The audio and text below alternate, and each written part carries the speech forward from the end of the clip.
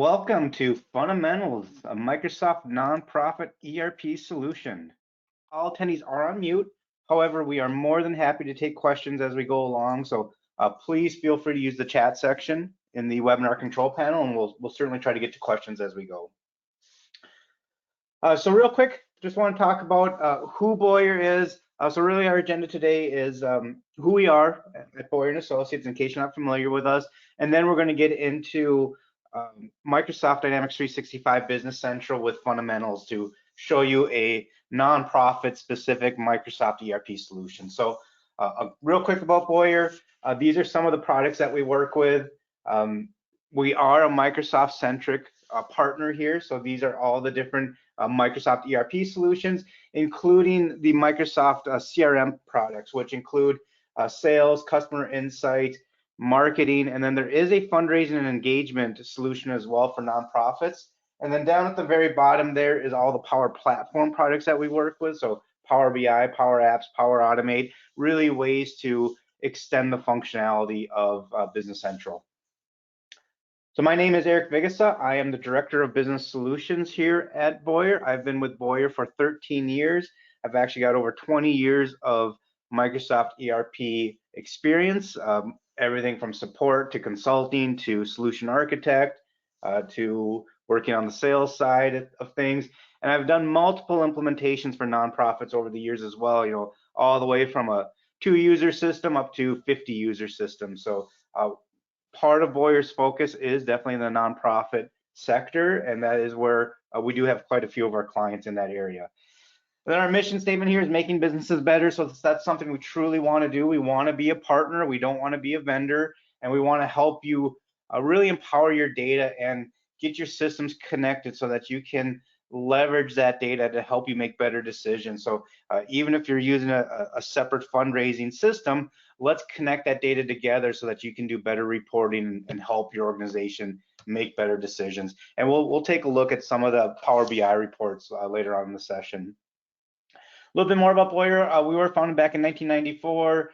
We've got 420 active clients across all 5 of those product lines. Again, Dynamics GP, Dynamics SL, Business Central, CRM, and Dynamics NAV. We are a gold certified partner. We are also a Microsoft Cloud for Nonprofit launch partner. So Microsoft has partnered with us as one of their preferred vendors with nonprofits. So Dynamics 365 Business Central, why Business Central for nonprofits? So again, some of the functionality we're going to look at is the system is very feature rich. So what this diagram is showing you is all the feature functionality within Business Central. So that dark blue inner circle there shows we've got full financials, full distribution, full manufacturing. So you might be a nonprofit that's actually producing products that you need to manage and track. Business Central's got that full capabilities. You might be a smaller nonprofit who is only really tracking some grants in, some grants out, some funding sources. Business Central can accommodate that as well. So one of the real strengths of Business Central is the ability to adapt to multiple size organizations and to grow as your organization may grow as well. So when we get to that teal circle, that's all the ways that you can extend the functionality of Business Central. So if you do have products, maybe you need to do barcoding or mobile warehousing, or you need to have production schedules or so forth. So you're scheduling people as they're building things. When we go out farther to the white circle, that's where we start having some of the other ways to extend the functionality of Business Central. So again, through Power BI, Office 365 will show you some ways that Business Central can integrate with Excel and Outlook and Teams. And then the access anywhere on the go at the very bottom there is mobile apps for Business Central. So if you need to do approvals or if you need to look up vendor invoices, you can actually do that right from your app. Then that smaller blue circle, that is the CRM component. So again, if you are tracking your fundraising and engagement, or you're tracking fundraising opportunities, that can all happen in CRM. And then those 2 circles overlap because there are integrations between the 2 systems so that we can share our customer information. We can share products if that is what we are producing as a nonprofit. And then same thing with CRM, we can extend the functionality so we can have Power BI.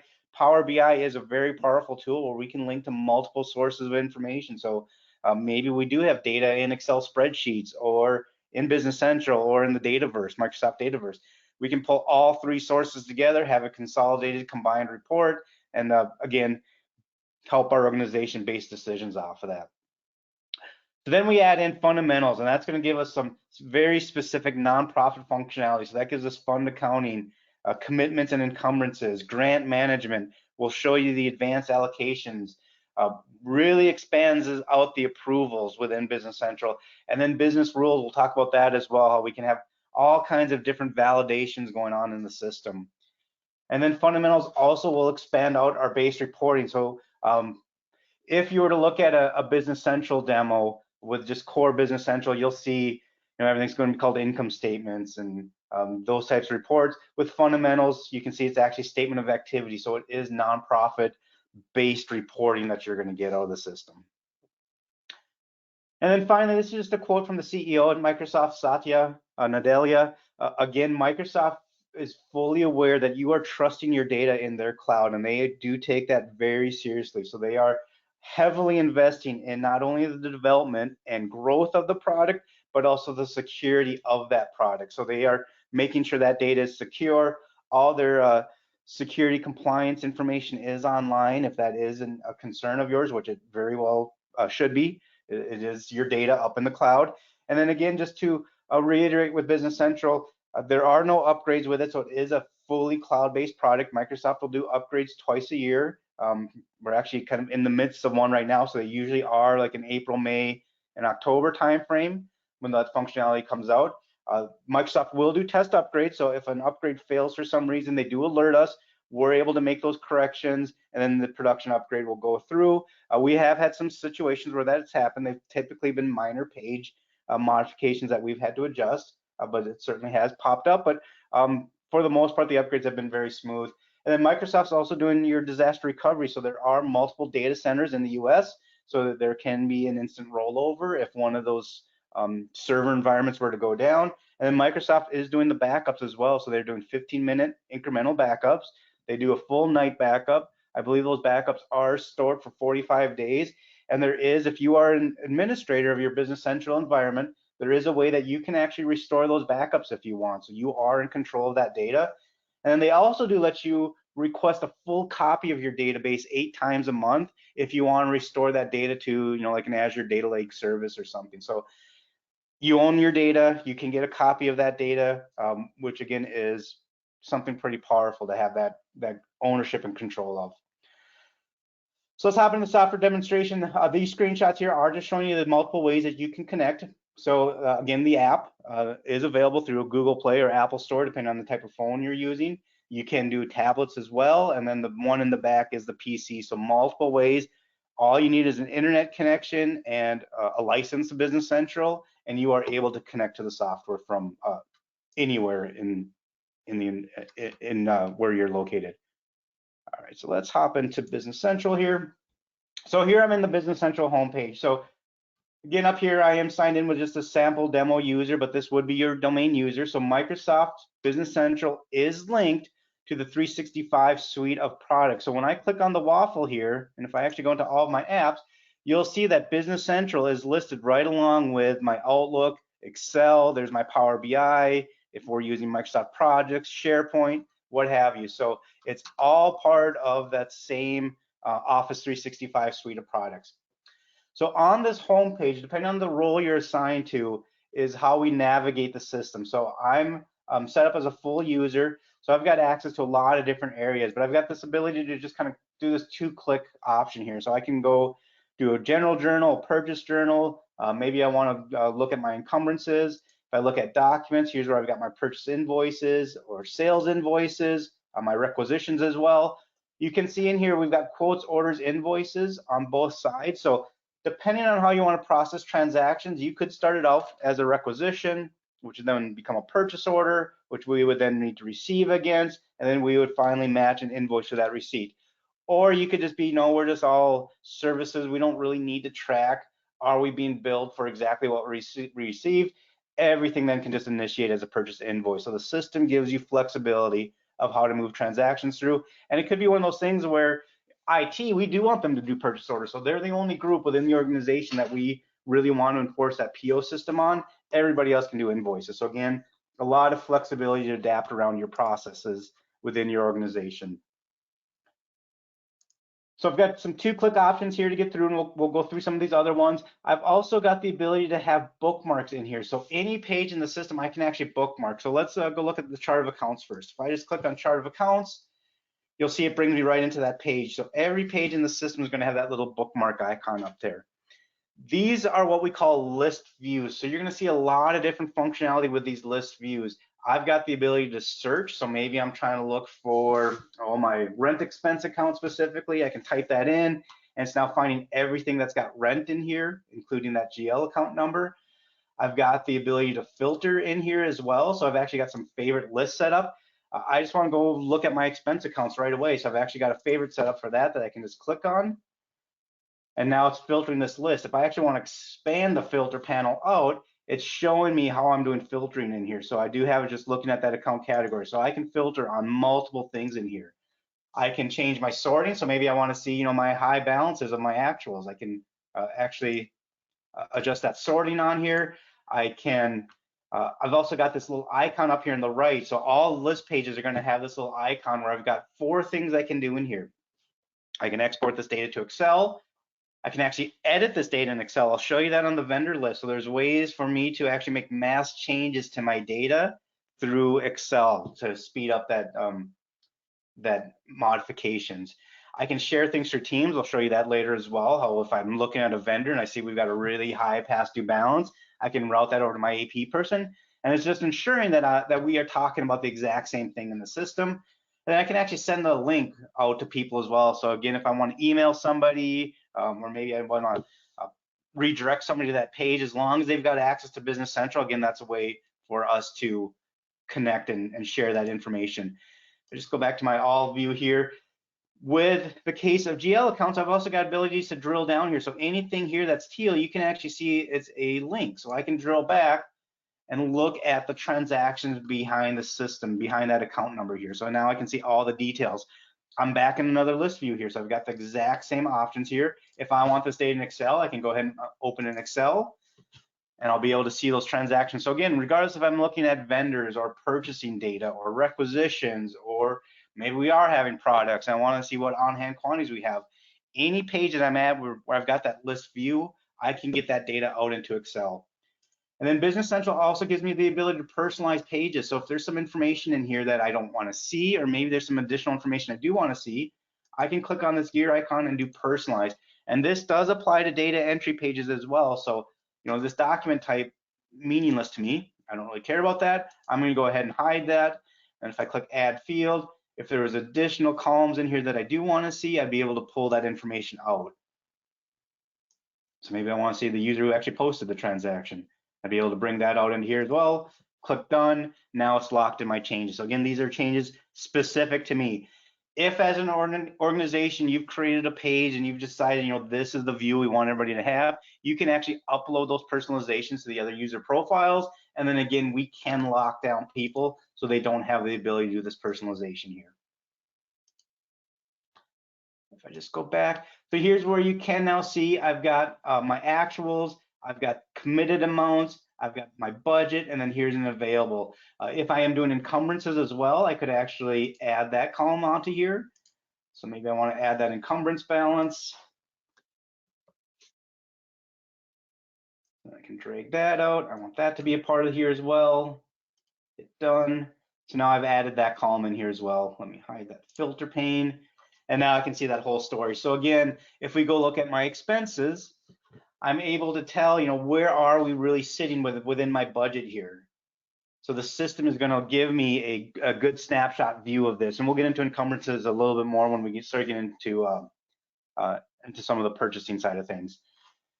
If we also go look at like the fund closing account,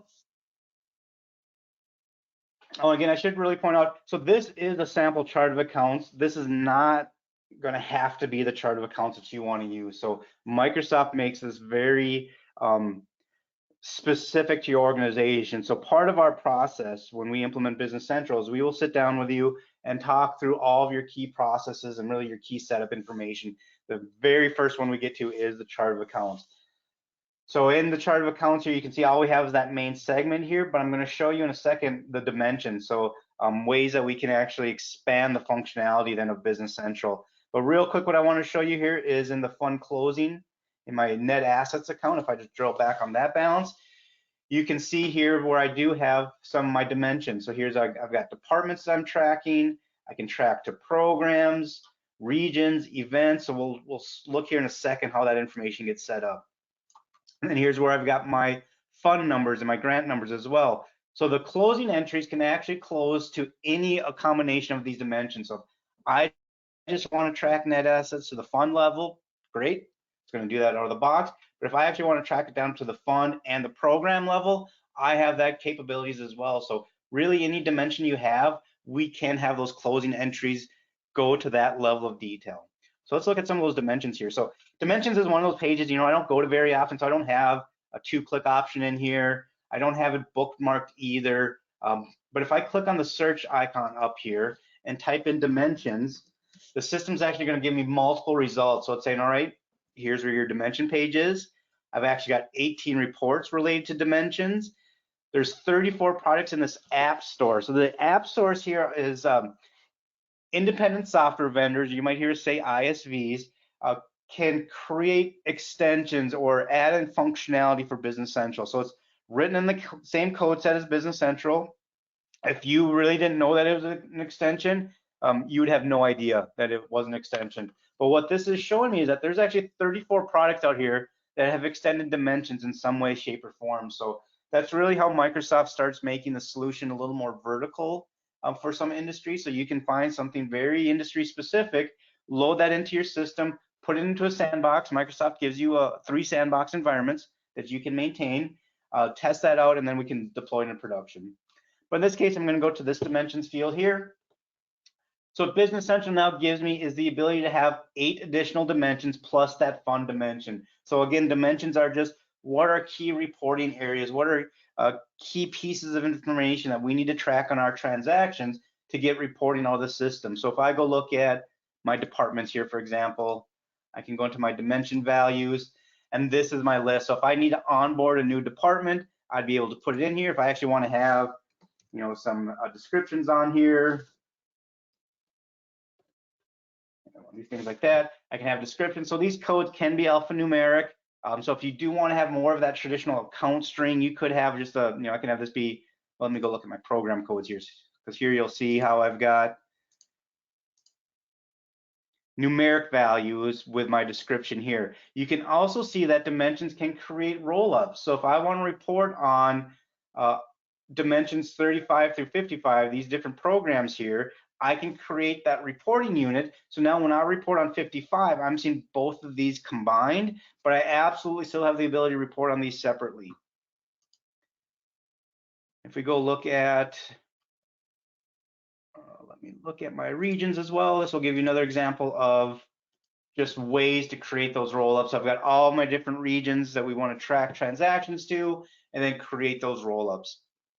And part of what you're going to see when we get into business rules is then I can create rules for combinations of these dimensions. So if I pick program 10, are there certain regions that are only acceptable, or is region not even allowed if we do program 10? But dimensions aren't just for financial reports as well. I can use this to track operational type reporting. So I've got staff codes in here. Maybe I want to run some type of reports by a staff member, or I've got some volunteers out there. I'm just wanting to see how much donations are those volunteers bringing in. I am able to just code transactions to that. So let's see how you get those dimensions onto a transaction. So I'm just going to go ahead and go into my general journal here. So this is actually the screen where I record transactions. So I'll just go into my default journal. And now I can start coding away. So here you can see where my account number is. And then here's actually where my dimensions sit as well. And there's my fund number. So if I click on this lookup here, and I don't know what my account number is, but I'm gonna book something to rent. I can start typing it in. and Business Central is going to find all the account numbers that have rent in there. So I can go ahead and grab that rent. You can see the status triggers right away. Those are those business rules. So I'm violating one of my business rules in the system. Now, if I want to code my other dimensions, in my case, you saw that list. We had 12 or so dimensions, but right now, currently, we're only tracking to 4. So again, Business Central does give you flexibilities to adjust these dimensions as your organization may change. We might start deciding, we don't really care about tracking to events anymore. Let's get rid of that one. Let's replace it with some other value, and then we're able to code to that. So I can just go ahead and grab my development, grab that. I can code it to a region, and then event is optional, so I don't need anything there. And then I've got my debit amount, and I can move on. So that's all I'm doing now to code those transactions, that dimension. And you can see once I set those dimensions, that status went to value or valid. Any of these pages you see like this, I can actually copy and paste into here from Excel as well. So if I've got an Excel file that has these columns in here and I've got my entry in there, copy those cells, paste them in, that'll drop my transaction in. Another thing we can do with fundamentals is I can import journal entries as well. So I've got my data in Excel. I'm actually going to do this Excel import. What I'm able to do is set up multiple mapping templates here. So maybe I've got one for payroll, I've got one for other expenses, I've got one for a month-end transaction. These mappings are basically taking that Excel file and mapping it to the columns in Business Central. So I'm just going to go ahead and browse up to that Excel file. Here's my Excel document. Go ahead and open that, and then I'm going to upload that transaction in. So there, that journal entry imported. You can see it brought in one of my dimensions, and you can see I've also got an invalid line here as well. So again, I'm violating one of my business rules. Well, let me take a look at what that rule is. So here's where I can do this review exceptions. So what it's showing me here is that my program code is set to 000, but I've got a filter on here saying that it cannot be that program code. So basically what's happening with this business rule, if I've got it set up, if I book something to an expense account, I cannot use program code 000. So these validation rules are, again, fully definable by your organization as to what types of rules are in place for our different kinds of combinations. So I can make this all the way down to if I do this fund and this program and this account number, it can only go to this event or something like that, or it can only go to this event and this fund. So you've got a lot of flexibility in here. So if I close that out, I can say, okay, can't go to 000, but I'll put this one to strengthen communities. And while I'm here, let me get a, we'll go to FIS, close it out. You can see now that that did switch to valid again right away. So now this would be ready to get posted. If I had approvals in here, I would have to route this through for approval requests. This is a way to, again, ensure that whomever entered this journal entry is not the one who's also posting it. So it's got to have some eyes on it. If I expand out this back box here, you can see I can also add supporting documentation onto here too. So if I need to put that original Excel file, or maybe I need to have some other kind of information in here, I'd be able to come in here, attach a file. This is actually the one we imported from. Now that journal entry is going to sit with this transaction all throughout the system. Then all I'd have to do at this point, once it's ready to go, I could post it. I can also preview the posting.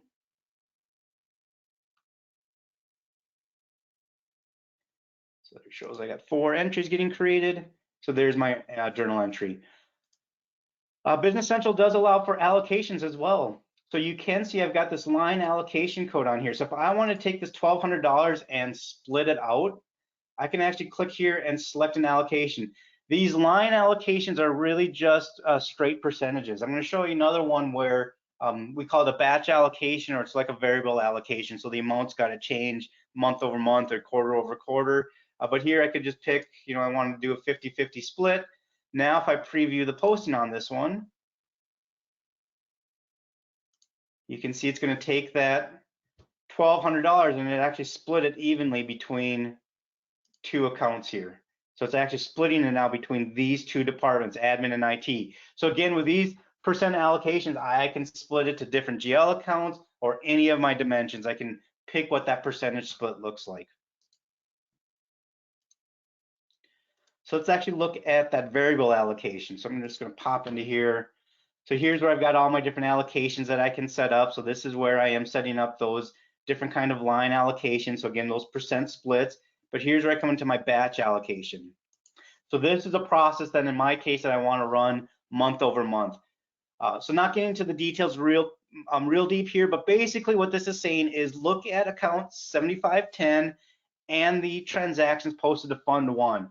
So I've got $100,000 in here. What I want to do is take that $100,000 and actually allocate it out equally to these different funds. And I'm going to use this account number, which is a unit or a statistical account, to create that allocation. So maybe this is head count or square footage or dollars donated. I can have that then automatically derive those percentages, and then I'm offsetting it over here to this balance sheet account, this 2020 account. So again, what it's going to do now is create a journal entry and show me how that transaction is going to flow through the system. So I'm just going to go ahead and run this allocation. So there it shows me now that $100,000. So that's what we're going to take as my source. Here's deriving those percentages. So on these different funds, we had these amounts in that 9930 account. And then here's the journal entry that's going to create. So it's going to take that $100,000, allocate 40% of that to fund one, account 7510, and then there's that offset. 25% is going to go to fund three, 10% is going to fund four, and so on. So again, as those source values, basis values all change, the target amounts will change as well. Once this journal entry looks good, I can send it over to the batch. Once that transaction gets put into the batch, then I'm ready to go ahead and post that entry.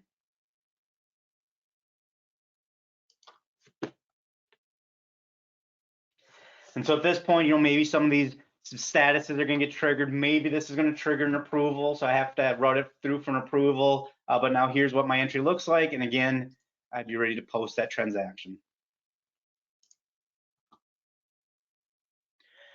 All right, let's take a look at some of the fund setup in here as well. So if I come back here and go into my funds. So again, fundamentals gives you that fund grant tracking. So here I can actually see all my different funds. The funds and grants basically act as a ninth dimension in the system.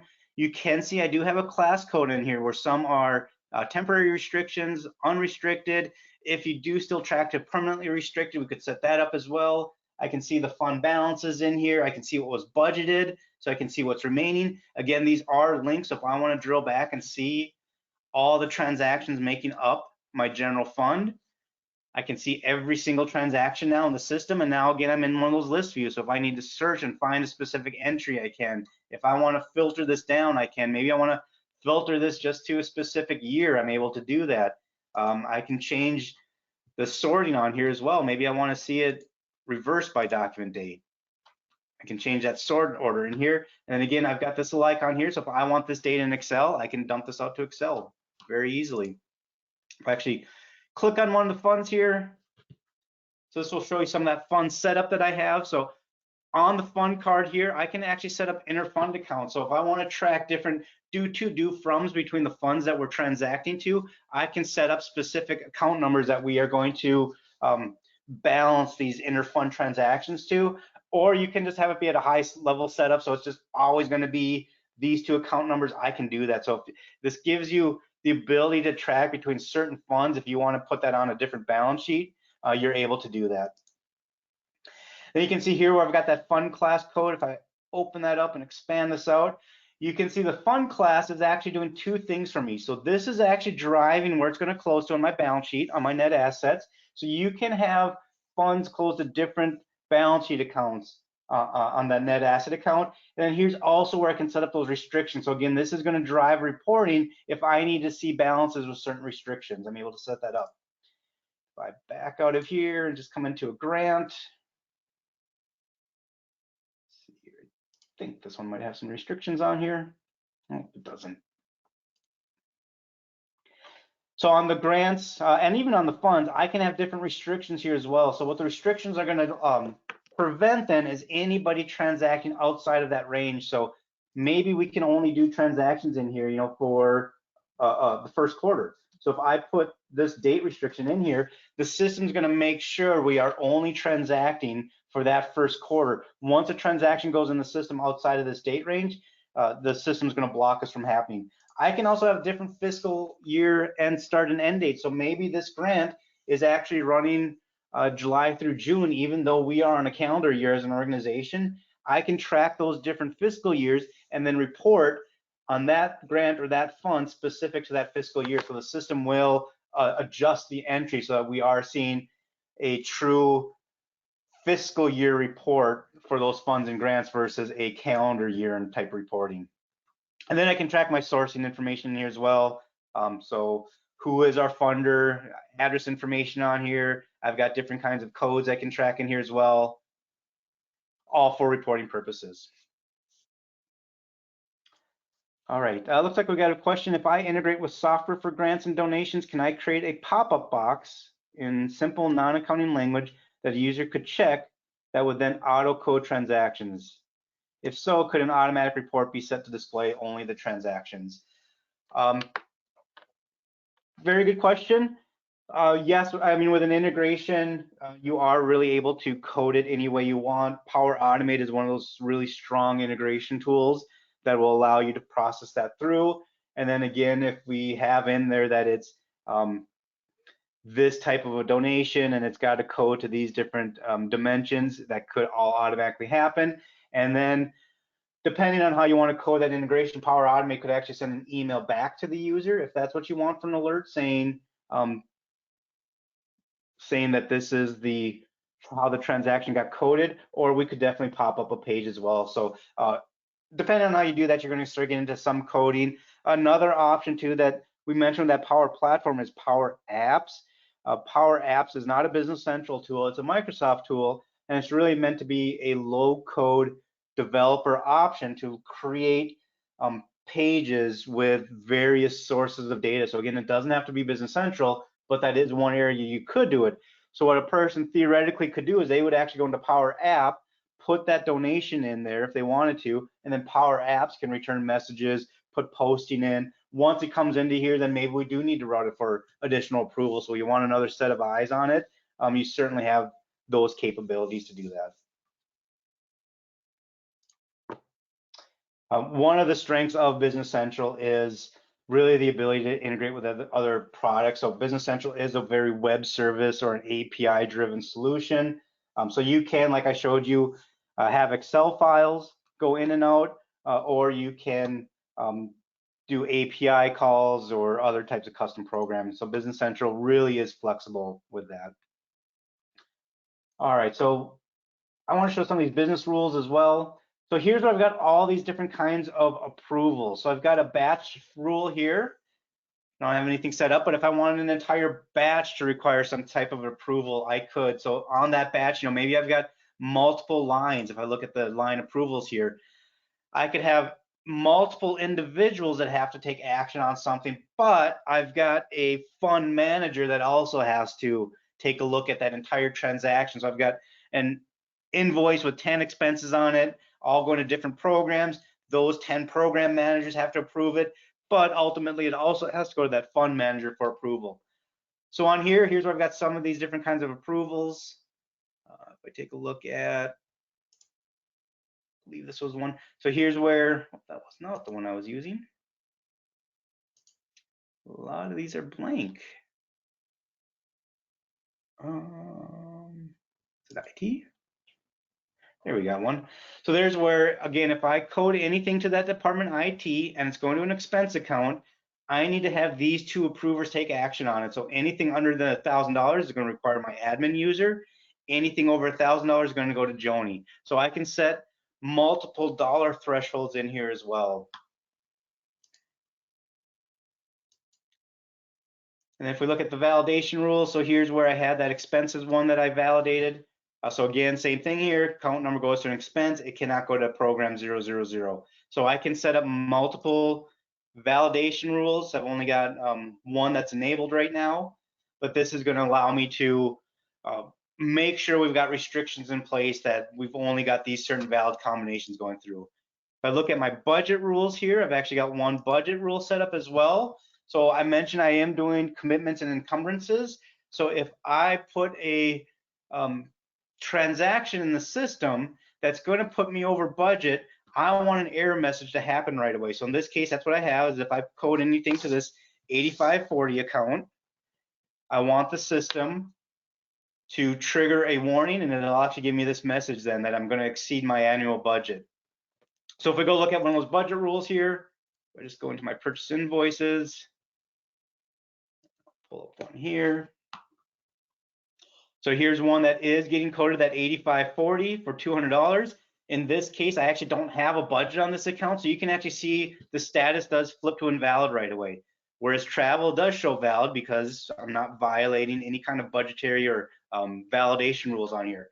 So again, if I want to see, okay, what is this invalid? Because this could be I've got the wrong program assigned to it. It could be I'm using the wrong fund. I need to find out what that is. So here again is on the invoice level where I can do that review exceptions. I'll go ahead and scan all the lines. And so here it is now showing me the rule that I'm violating. It's going to put $200. That's going to put me negative $200. And then there's that message that it's going to exceed the budget. So if I want to run this through, I've got to do a budget transaction, get money in there, or I'd be able to take this and say, all right, I'll actually code it to a different account. Let me do it to computer services instead. And now it's going to flip that line to valid, so we're no longer violating that budget rule, and then this transaction is ready to go through that approval process, and then we can post. So what you're looking at here is the data entry screen for a purchase invoice. This is going to look the same if it's a sales invoice. Very consistent on what these screens look like. So if I wanted to record another purchase here, I could go and do another GL account. Again, it's going to show me my account numbers, select that account, code it in just like at the GL level. I can also purchase items though as well. So if I do have products, again, that I want to buy, I can set up inventory items for these. Inventory items in Business Central can be inventory where we're absolutely tracking on-hand quantities, or I can actually have them be set up as non-inventory or service-based items as well. So we want to purchase it, we want a code for it. That code is going to default in some cost and price for me, as well as where it's going to go to the GL, but I'm not tracking on-hand quantities. So I've got that option there as well.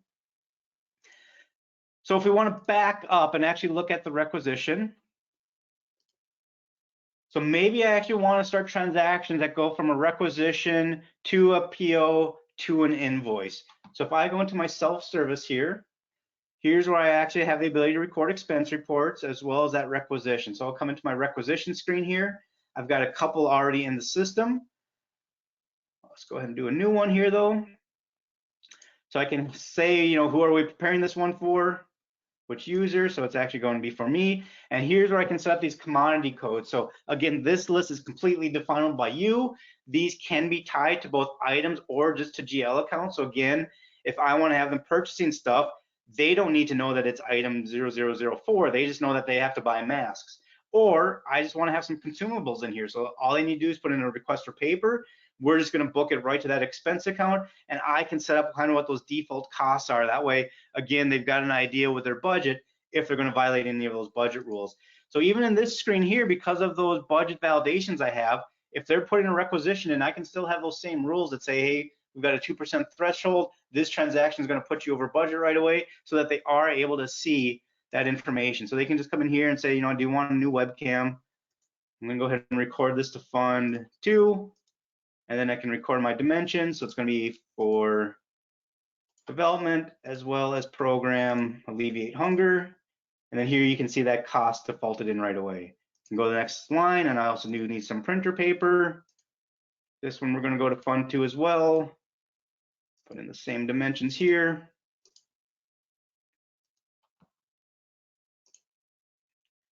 And I actually need 5 packs of paper, so you can see that also puts that line at 75. So this is now ready to go. So if I needed to approve this request, I would be able to route this through. So again, it's going to go to my department head or my fund manager. However, I've got those rules set up. It could require multiple approvals as well. Once that's approved though, I'm just going to go ahead and say, all right, I want to go ahead and commit this requisition. So now this is going to go over to my purchasing manager. And now these committed amounts are going to show up at the GL level to show that we do have some things now that are taking up our budget. So now I'm looking at all of my different committed transactions here. So again, this is where I'd probably set up a filter list to show just those ones that are ready for review. And now we're going to go ahead and review these requisitions and create the POs. So here's where I can see the different quantities, and I can choose which one of these do I want to start routing for approval. So and here's where I can come in and say, you know, I want to go ahead and create a new PO on that one. I'm not ready for that one yet. I want to add this one to an existing PO. So I've got different messages here, and then I can pick which vendor I want these to get recorded to. So again, the person entering the requisition isn't going to know, but here's where I can say, you know, I want this to go to that vendor. If it is an inventory item, we can associate a default vendor with that, so all this would default in. But once these are set up and I run this carryout action message, it's going to go ahead and either add or create that new PO, and I would be able to combine all these lines onto a single PO as well, if that's what I wanted to do.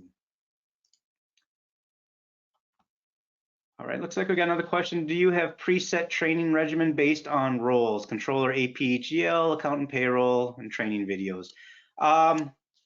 So Microsoft's got a lot of good training videos in their Learn library. None of it would have the fundamentals product in there.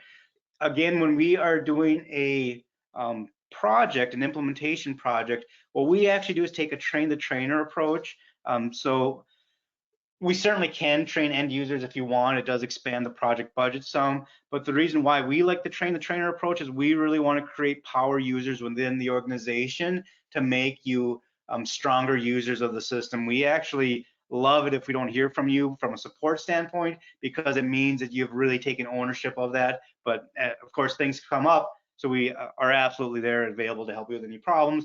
But with that train the trainer approach, what we would do is train like your AP manager on the AP processing, and then they would go and train all the other clerks. But yes, we do it module by module. So we will cover GL, we'd cover requisitions through PO, through purchasing would be one session. We'd have another session where we're doing banking. So how do you set up a checkbook? How do you do reconciliations? How do you enter in miscellaneous adjustments to that? We'd have another session where it's just fixed assets.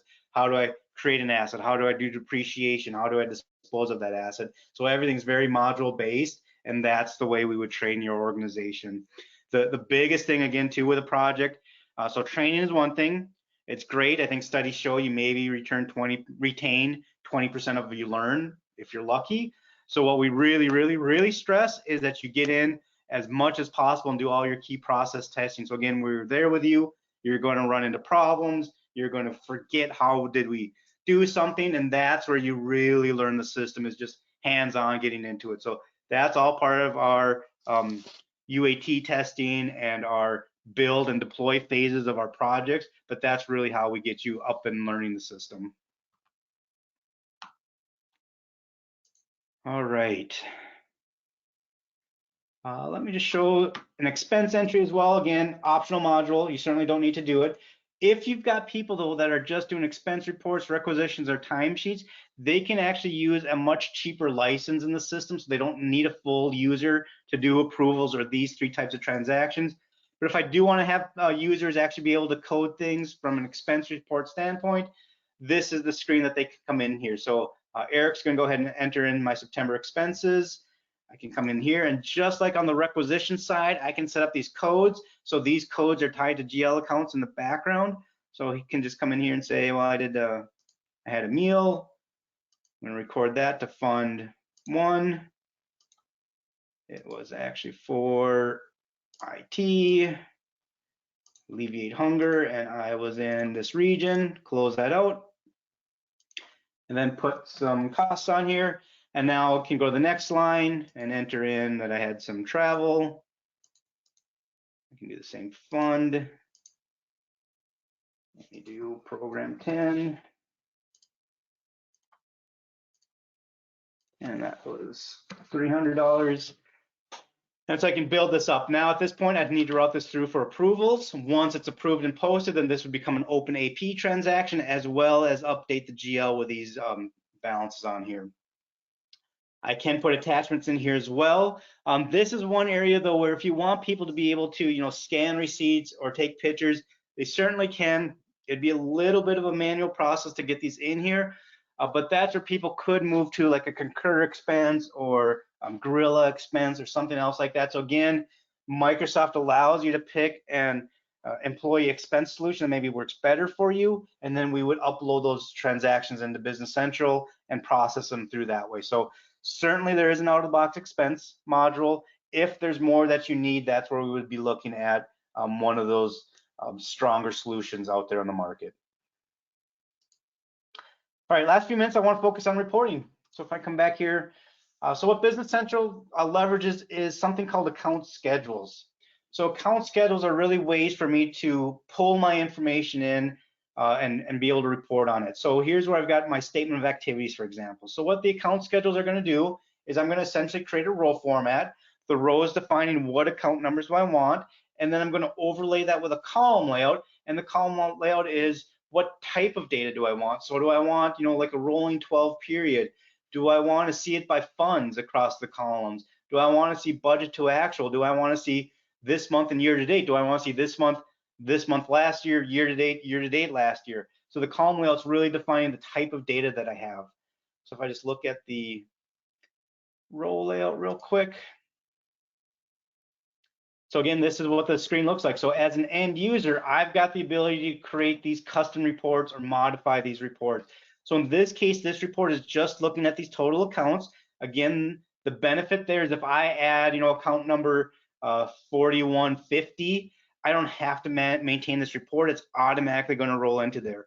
But I am able to create formulas. I can have headers in here, totals. I can change fonts on here as well. And if I go ahead and run this report to the screen, I'm just going to go back this up a couple years to get some of my sample data. So now you can see my data that pulls into the system here. So again, if I want to print this report out, I certainly could. If I want to drill down on some of these values, or maybe I want to see this 63,000, go ahead and click on that. That's going to pull me into all the account numbers making up that amount. And then I could go ahead and drill into that 13,000 there. And now I see those detailed transactions. I'm on a list view, so I could dump that data out to Excel. I've also got the ability, though, to run reports right to Excel. So I've got the statement of activities right here instead that I've published. So when I click on that, now it's giving me my reporting options. One of those options is I'm actually going to include a hyperlink in here. So I'm going to go ahead and output this report to Excel.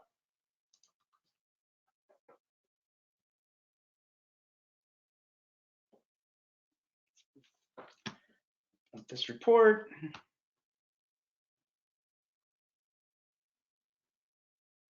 So here's now that view of my report. I've got my donor restrictions, without donor restrictions. If I want to look at, this $4,000 that's got restrictions on it, what's that amount?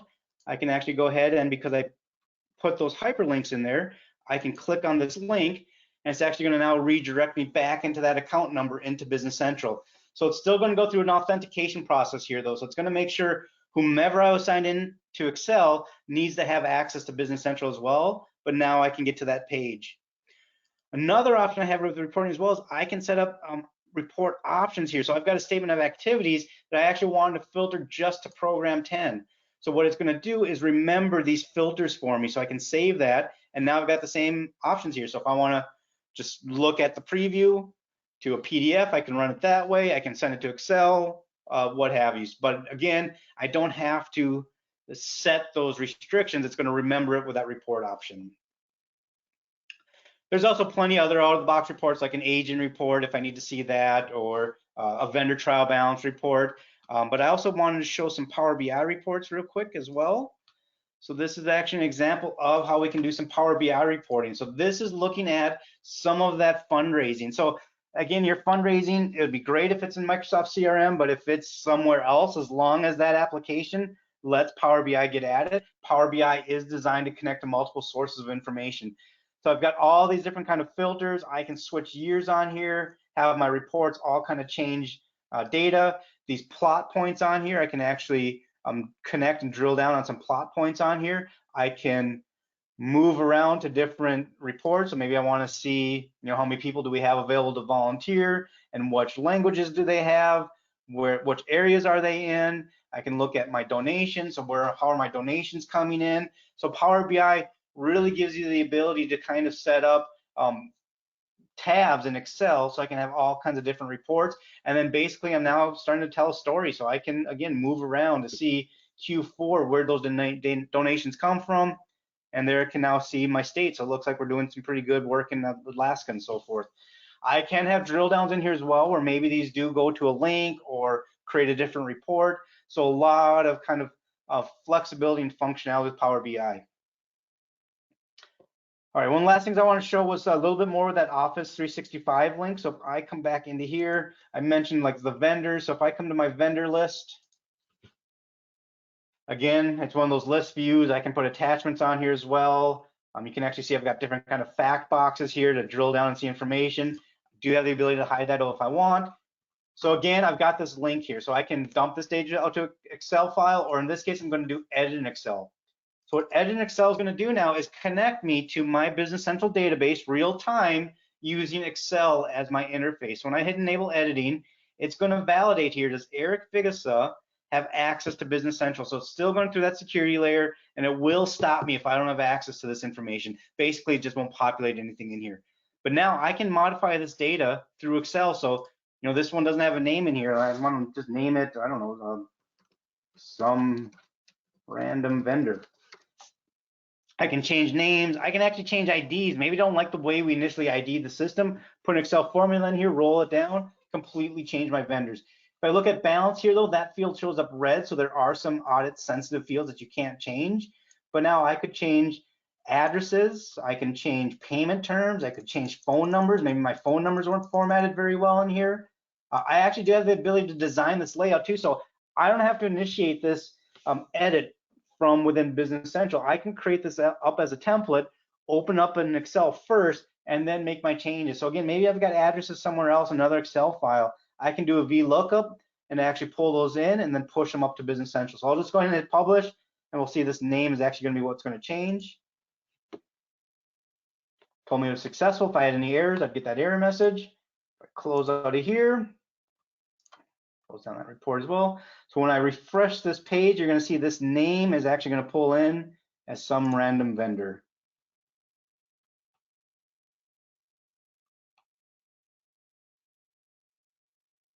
So there's that update. I'll just click on a vendor real quick so you can see some of that vendor information set up. Pretty standard, but again, I can have attachments in here. I can actually associate a picture if I want to. You can have multiple addresses in here. One thing that's new that's coming out with this wave 2 right now is actually the ability to have multiple remit to addresses. So if we do have different locations that we need to pay our vendors, I can actually associate that address on the invoice, and then my payments are going to go out to that specific location. Payments in Business Central, it can be paper checks, ACH. You can actually do a manual payment as well. So if there's a wire, so in here is where I can actually come in here and create my vendor payments. So this actually lets me put in parameters so I can have a due date cutoff. Is there a specific fund I just want to run it for now?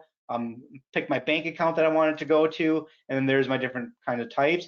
And then I've got all these filtering capabilities as well. So maybe I want to pay a certain group of vendors, or I only want to pay vendors that we owe more than $20,000 to.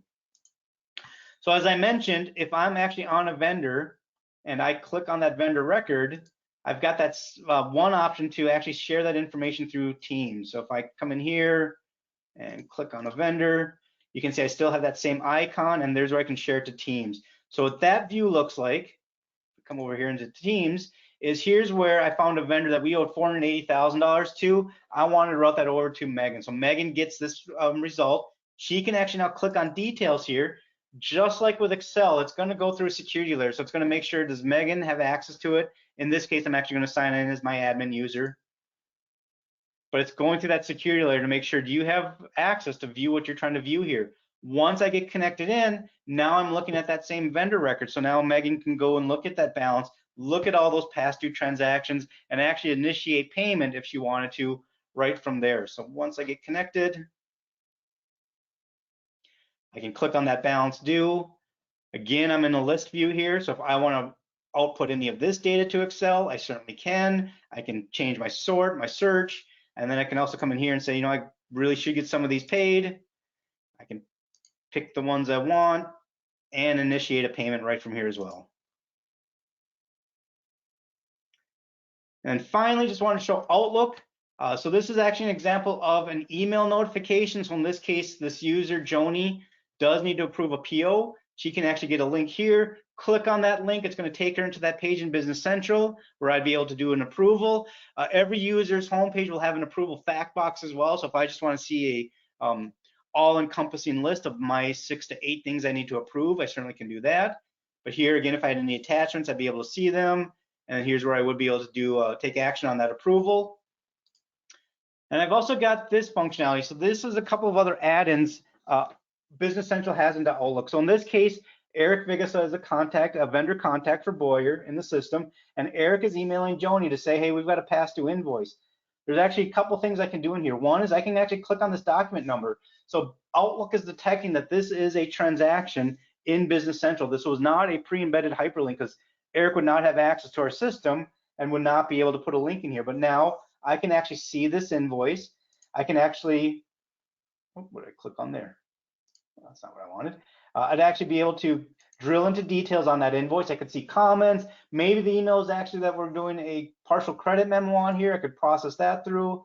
But if I come down here, I can click on comments and actually see the reason why we haven't paid it yet, so I can follow up. I can also click on this contact insights. So again, because Eric is set up as a contact in Business Central, I can actually get at that vendor information. In this case, Eric is actually a contact for both a customer and a vendor, so I can choose what account do I want to go into. So I'll go ahead and go into that Boyer account. And now it's connecting me right up to that vendor page. So if I want to look at attachments, I can look at that. If I want to look at their balance due, I can click on that. I can see all the open invoices. If the red is an indicator we have some past due invoices. I could click on one of those invoices and then be able to see the details of that transaction. If I wanted to pop this out to make it bigger, I certainly could do that as well. I can look at payments made. I can see their aging report in here, and then I'd have these fact boxes as well. So any kind of detailed transactions I can actually get at. All right, a lot of information there. Maybe there's some specific areas you'd really like us to dive into more. We're more than happy to set up a private one-on-one demo with your organization, kind of drill into more of what you need to see. This really was meant to kind of give you an idea of the functionality within Business Central, and especially that nonprofit specific functionality. So thank you very much for attending. I hope this was helpful.